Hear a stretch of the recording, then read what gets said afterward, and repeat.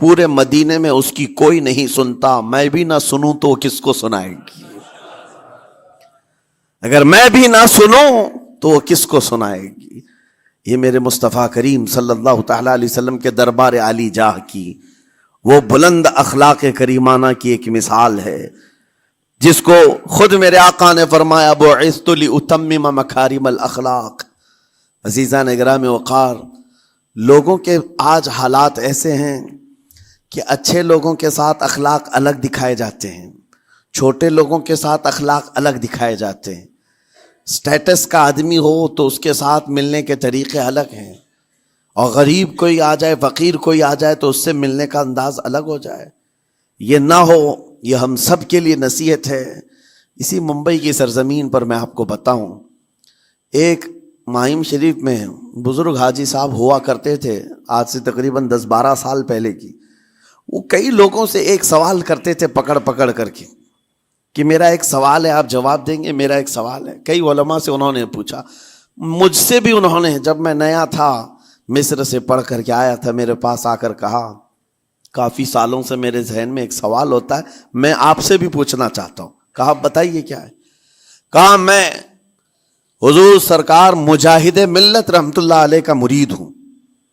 علامہ حبیب الرحمن مجاہد ملت سے اعظم اڑیسہ، جن کے خدمات جلیلہ آج ہو سکتا ہے نئی جنریشن کو نہ معلوم ہو، ان کا لقب ہے مجاہد ملت، جنہوں نے سنیت کی بقا کے لیے اپنا تن من دھن سب قربان کیا تھا۔ وہ مجاہد ملت عظیم بزرگ ولی کامل ہے۔ فرما یہ حاجی صاحب کہتے ہیں کہ میں ایک نارمل آدمی تھا، کڑیا تھا، یعنی گھر بنانے کا کام کرتا تھا۔ جب وہ ممبئی تشریف لاتے تو دوڑ کر کے ہر جگہ سے لوگ ملنے آتے، میں بھی گیا تھا، اور اس وقت میں جوان تھا۔ حضور مجاہد ملت رحمت اللہ علیہ کی بات وہ بتا رہے ہیں کہ لوگ لائن لگا کر کے مصافحہ کر رہے تھے، مل رہے تھے۔ جب مل رہے تھے تو پھر میرا نمبر آیا، میں ملنے کے لیے گیا۔ بزرگوں کے سب ہاتھ چومتے ہیں، یہ ہمارے سنیوں کے طریقے ہیں۔ ادب، علماء ذوی الاحترام کے ہاتھوں کا بوسہ لینا یہ مستحسن ہے، یہ ہمارے آداب میں سے، معمولات اہل سنت میں سے۔ تو جب سب لوگ ان کے دست بوسی کر رہے تھے، ہاتھ چوم رہے تھے، میں بھی قریب گیا، اور جب میرا نمبر آیا میں ہاتھ چومنے کے لیے گیا تو انہوں نے میرا ہاتھ لے کر خود ہی چوم لیا۔ وہ بزرگ عالی جاہ ولی کامل جن کو دنیا مجاہد ملت کہتی ہے، میرا ہاتھ انہوں نے چوم لیا، اور میرے اندر ایسی پشیمانی تھی کہ میں کیا کروں سمجھ میں نہیں آیا۔ میں ایک معمولی سا کڑیا، اور کہاں ان کا مقام، کہاں میرا۔ تو اس کے بعد وہ اس بے چینی میں رہتے تھے کہ ایسا کیوں کیا، ایسا کیوں کیا، کیونکہ پوچھنے کا موقع ہی نہیں ملا۔ ایک بزرگ تھے، انہی کے خلیفہ تھے حضور مجاہد ملت کے، انہوں نے اس کا جواب دیا۔ میرے عزیزو، کیا بہترین جواب تھا۔ حضرت مجاہد ملت رحمت اللہ تعالی علیہ یہ چاہتے تھے کہ ہزاروں لوگ ہماری تعظیم کرتے ہیں تو کہیں ہمارے دماغ میں بادشاہت کا خیال نہ آئے، ہم غریب اور فقیر کا ہاتھ چوم کر اپنے نفس کی مخالفت بھی کرتے ہیں۔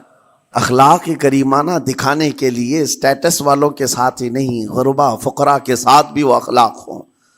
نبی کریم صلی اللہ تعالی علیہ وسلم کے وہ آداب آج اگر آپ اپنا لیں، بہت ساری کڑوی چیزیں ویسی ختم ہو جائیں۔ آج ممبئی کی سرزمین پر سب سے بڑا یہ چیلنج ہے بات کرنے میں، نوجوانوں کے تو آج پارے چڑھے ہوئے ہوتے ہیں، ان سے کوئی بھی بات کر لے، جس تیور میں یہ بات کرتے ہیں ایسا لگتا ہے کہ ابھی لڑائی ہو جائے گی، ابھی جھگڑا ہو جائے گا۔ اس کی عادت سی بن گئی ہے۔ آپ کو پتہ ہے فرمایا گیا، عربی کا قول ہے، جراحت السنان لها التیام ولا یلتام ما جرح اللسان۔ تلوار سے، چاقو سے دیا ہوا زخم سوکھ سکتا ہے، زبان سے دیا ہوا زخم کبھی نہیں سوکھتا۔ زبان سے دیا ہوا زخم نہیں سوکھتا۔ بولنے سے پہلے 1000 بار اس بات کو خیال ہونا چاہیے کہ میں جس کو بول رہا ہوں کہیں اس کا دل چھلنی تو نہیں ہو جائے۔ میری زبان یہ ہوتی 50 گرام کی چھوٹی زبان ہے، لیکن بڑے بڑے لوگوں کے کلیجے چیر کر رکھتی ہے، بڑے لوگوں کے دلوں میں سوراخ کر کے رکھتی ہے، زخمی کر کے رکھتی ہے اس کا استعمال۔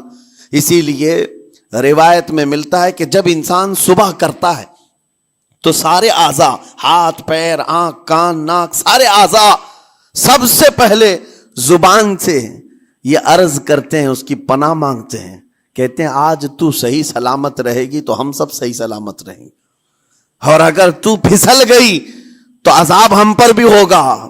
زبان بولتی ہے، مار کسی اور کو پڑتی ہے، کوئی زبان کو مارتا نہیں ہے، گالی زبان دیتی ہے لیکن مار کبھی پیٹھ پہ پڑتی ہے، سر پہ پڑتی ہے، ہر جگہ پڑتی ہے۔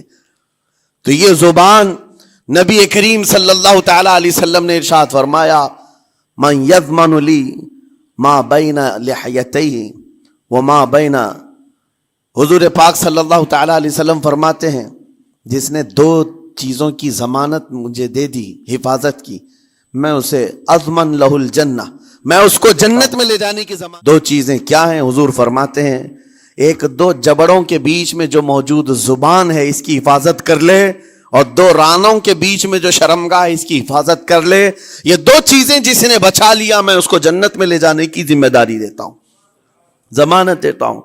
اس کا کتنا بڑا کردار ہے، یہ زبان کا کتنا بڑا کردار ہے۔ اور حضور نے ایک بار پکڑ کر کے فرمایا تھا، زبان کو پکڑ کر کے کہا تھا یہ وہ زبان ہے جو انسان کو جنت میں بھی لے جاتی ہے اور دوزخ میں بھی لے جاتی۔ کلمہ کس سے پڑھتے ہیں آپ؟ لا الہ الا اللہ، زبان ہی سے تو پڑھتے ہیں، اسی کلمے نے آپ کو جنت تک پہنچایا۔ اور کافر جو کفر کرتا ہے وہ بھی زبان سے ہی کرتا ہے، اور زبان اسے ہمیشہ کی دوزخ میں لے جاتی ہے۔ اس زبان کو چلانے سے پہلے 1000 بار سوچ لیں کہ آج لہجوں کی سختیاں بڑھتی چلی گئیں، اور آپ کو پتا ہے قرآن پاک میں رب تعالیٰ نے یہ فرمایا وَلَا تَقُلْ لَهُمَا اُفٍّ وَلَا تَنْهَرْهُمَا، والدین کے بارے میں بچوں کو کیا کہا گیا؟ ان کو اف تک نہ کہو۔ لیکن زبان جب کھلتی ہے نا، ماں باپ کے دیکھا ہے گالی گلوچ کرتے ہوئے اور اتنی بری باتیں کہتے ہوئے، معاذ اللہ۔ عزیزان گرامی وقار، حضور نے تو یہ فرمایا جس نے پلٹ کر کے اپنے ماں اور باپ کو سخت لہجے میں بات کیا یا ان کی نافرمانی کی، حضور فرماتے میرا دل چاہتا ہے کہ اس کے گھر کو آگ لگا دوں، آگ لگا دوں۔ اس لیے اس بات کو ہمیشہ یاد رکھیں، تمہارے لہجے کی سختیاں کسی کو زخمی کر دیں تو آخرت خراب ہو جائے گی، آخرت خراب ہو جائے گی۔ حضرت علقمہ رضی اللہ تعالیٰ عنہ حضور کے صحابی ہیں، حضور صلی اللہ علیہ وسلم کے صحابی ہیں، آخری وقت آ گیا تھا لیکن زبان نہیں کھلتی تھی۔ حضور پاک صلی اللہ علیہ وسلم کے پاس سفارش لائی گئی کہ آپ کے وہ ساتھی ہیں انتقال کر رہے ہیں لیکن زبان پر کلمہ بھی نہیں آتا۔ حضور تشریف لائے، دیکھا، پوچھا گھر میں ان کے کون کون ہے، ماں کو بلایا اور کہا علقمہ کے بارے میں کیا کہتی ہو، کیسا تھا؟ کہا بہت اچھا، پرہیزگار، عبادت گزار، سارے نیکوکاریاں اس کے اندر ہیں۔ تو پھر حضور نے پوچھا اچھا یہ بہت نیک تھا، تم بھی اس سے راضی ہو کہ نہیں ہو؟ ماں نے کہا میں نہیں راضی ہوں، میں راضی نہیں ہوں۔ کہا کیوں، وجہ کیا ہے؟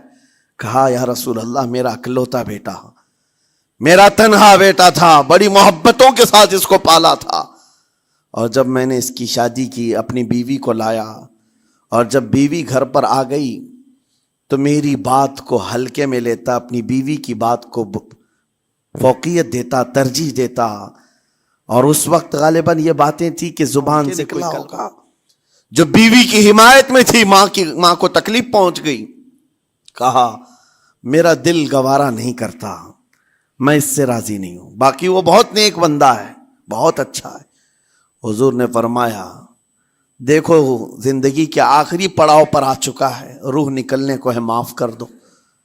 وہ بھی صحابیہ تھی، انہوں نے کہا آقا آپ کا حکم ہے یا مشورہ ہے؟ اگر حکم ہے تو پھر ماننا ہے۔ حضور نے فرمایا نہیں، حکم نہیں، مشورہ ہے۔ کہا مشورہ ہے تو پھر دل نہیں چاہتا، دل نہیں چاہتا۔ حضور نے فرمایا صحابہ سے کہ لکڑیاں جمع کرو، آگ لگاؤ اور انہیں اٹھاؤ، آگ میں ڈال دو۔ آگ دہکائی گئی تو ماں کی ظاہر سی بات ہے ممتا بے چین ہو گئی۔ کہا ان کو میرے سامنے آگ میں ڈالیں گے؟ کہا ہاں، اس سے بہتر ہے کہ وہاں جلے گا، یہاں جلے۔